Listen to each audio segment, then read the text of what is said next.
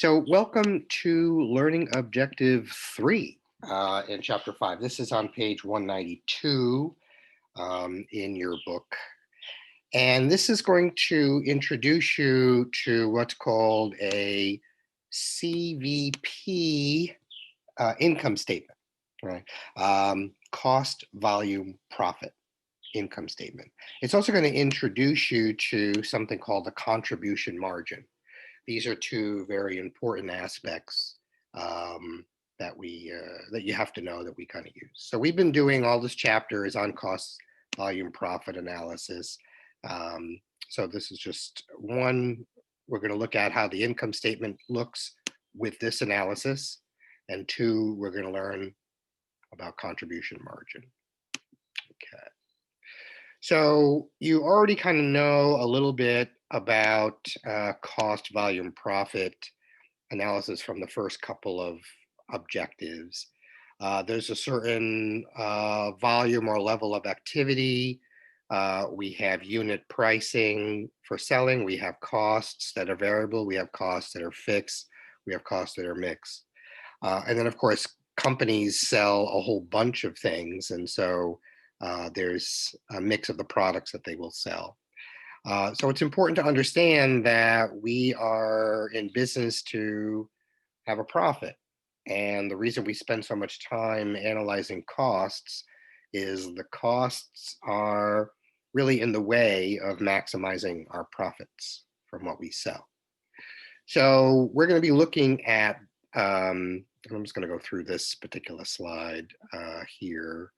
We're going to go right through to what we call the CVP income statement. Unlike financial accounting, in which the income statement is literally for use outside the company as well, this particular CVP income statement is strictly for managers, so it's strictly for internal use. When they look at costs and expenses, they break them into two pieces, which costs or expenses are variable, which are fixed. Once you subtract out all the variable costs from whatever you're selling, this is what you're going to learn as contribution margin. From the contribution margin, all the fixed costs are taken away and you get a net income. Now, the net income is going to be the same on the CVP income statement as it would be on a traditional income statement. It's just how it's viewed in terms of variable and fixed. And instead of a gross profit, which you saw in financial accounting, we're going to look at something called a contribution margin. Okay, so again, similar stuff, but just different. So here is an example. This illustration is on the bottom of page 192 and on the top of page 193 if you're following along. It's good to do so. So here we have Vargo Video Company. They produce a high definition digital camcorder. Okay. And this is the information or the data about the camcorder sold in June of 2014. So they have a selling price of $500. That's the price they would sell to customers. They have, and that's per camcorder. They have variable costs of $300 per camcorder. They have fixed costs of $200,000 in the period. Okay. And they sold 1,600 of these camcorders. So this information is then going to be used to produce the CVP income statement. 1,600 camcorders at $500 per camcorder will give you the $800,000 of sales revenue from selling this. Okay. The variable costs, as you saw back here, are $300 each camcorder. And of course, we just sold 1,600 of them. So the variable costs are $480,000. The difference between the sales and the variable costs is what we call the contribution margin. Okay. Simply, the sales minus variable costs is the contribution margin. So this is a very important term that's used quite a bit in managerial accounting, so you should know it. From the contribution margin, we subtract all of the fixed costs. Now, the fixed costs, as you remember, were given to us here, $200,000 were the fixed costs for the month. So that's where the numbers have come from. Meaning that our net income for the month of June, in this case, is $120,000. This is a CVP income statement. This is strictly for internal use. Okay, so this is something that you need to know and need to know how to do. It's really not that difficult, as you just saw. You just saw me go through it. And of course, there's a great example in the book as well. Well, we look at contribution margin, we can look at it per unit. So per unit contribution margin is simply the contribution margin per unit. So for each camcorder that's sold, and camcorders for this company are selling for 500 bucks. For each camcorder that's sold, what is the unit contribution margin for each camcorder? Well, we take the selling price of the camcorder and subtract out the variable costs to get the unit contribution margin. In this case, is $200, right, per camcorder. They happen to sell, in the previous slide, they sold 1,600 camcorders, but this is the unit contribution margin for just selling one camcorder. So when you look at it from a total perspective, if they sold only 1,000 camcorders, right? Each camcorder cost $500 to, well, they sell for $500 each. So 1,000 camcorders at $500 each is the $500,000 in total sales. Okay. These camcorders have a $300 variable cost per camcorder. They sold 1,000 times 300. That's $300,000 of variable cost. The contribution margin in this case is $200,000 for the total, or $200 per camcorder. Again, there's 1,000 camcorders that they sold in the total. This is just for one here. Okay, so you subtract out the fixed costs, and in this case, there would be no net income. Zero net income, in essence, is also looked at as a break-even point. We're going to get into that briefly, very shortly, rather, in the next learning objective. Okay. So if selling 1,000 camcorders means they basically break even, they're not going to make any net profit, zero net profit. That means if they just sold one additional camcorder, 1,001, they start making money. This company starts making a profit. And so what if they sold 1,001 camcorders? Well, there's still $500 to sell. So they brought in $500,500 in revenue and sales revenue. They still cost $300 for variable cost per unit. Now they sold 1,001 units. So they have $300,300 in costs. The contribution margin is now $200,200. Once you sell, take out the fixed costs, now they're making a profit. They simply have to sell 1,001 to start making profits with this camcorder. Okay.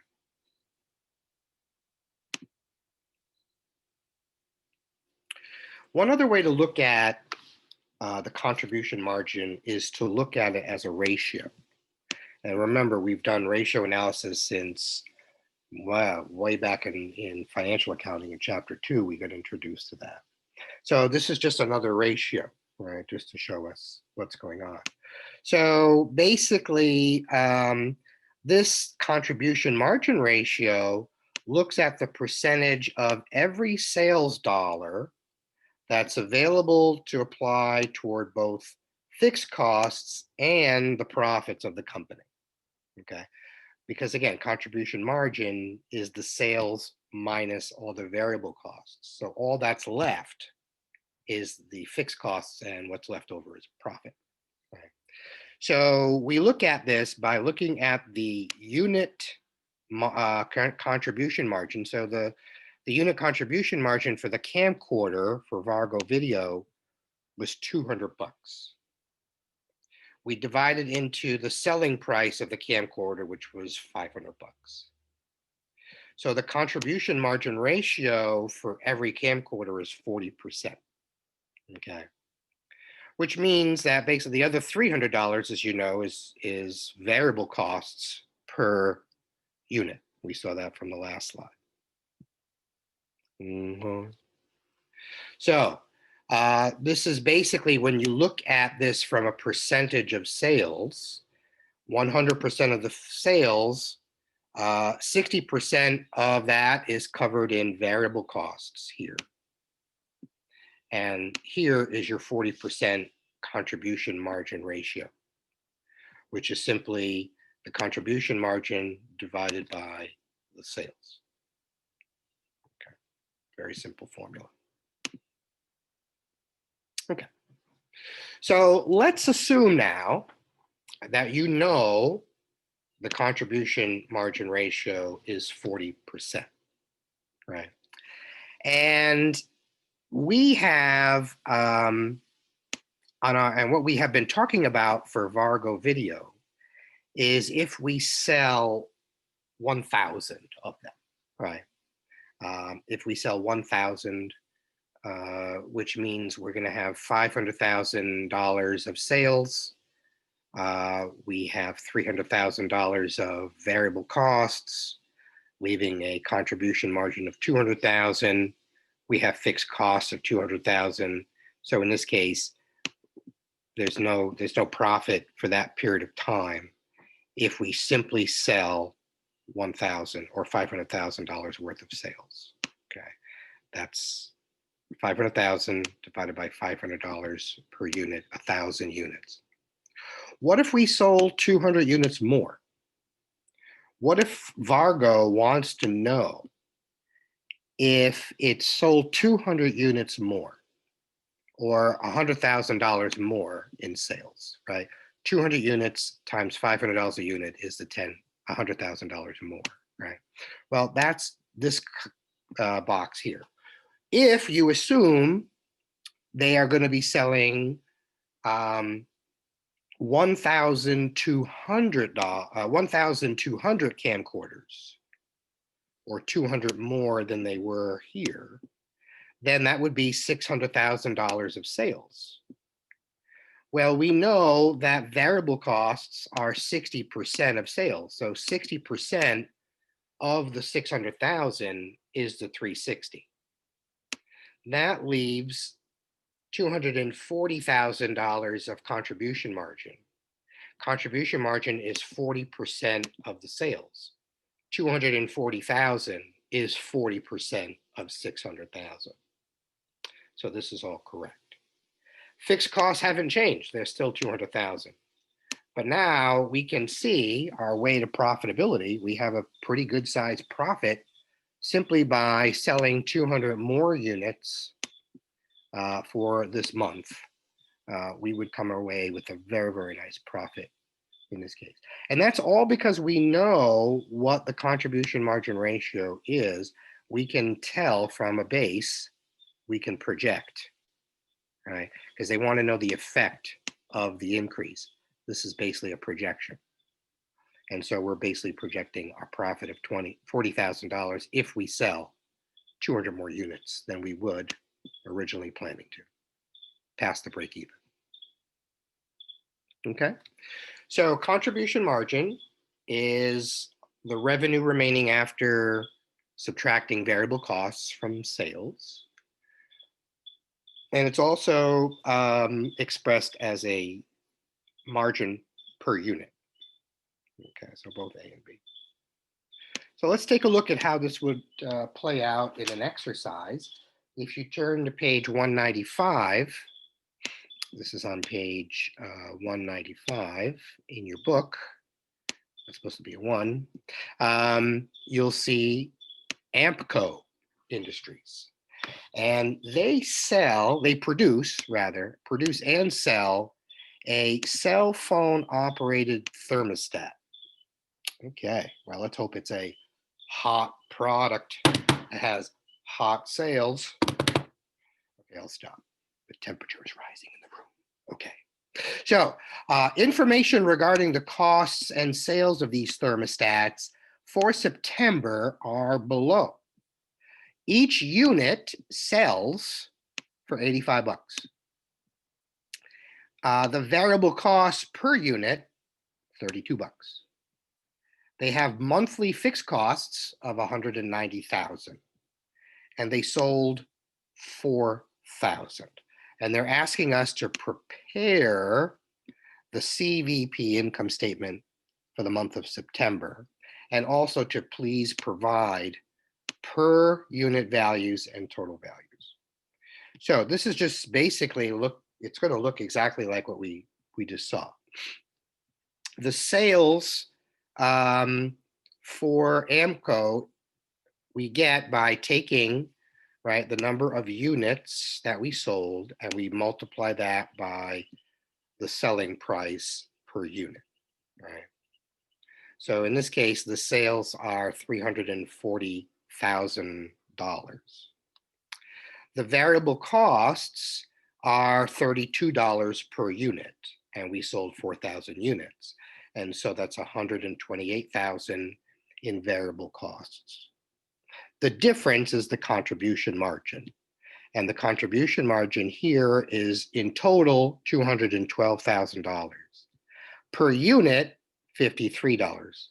So $53 of the $85 in sales is the contribution margin. And that would be a ratio, if you wanted to find the ratio right there. Fixed costs were given to us at $190,000. That's not going to change regardless.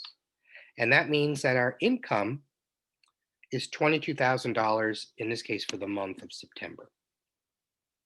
And that is your solution on the bottom of page 195. So hopefully that is also straightforward for you. I'm going to go ahead and pause and bring us back to our main meeting.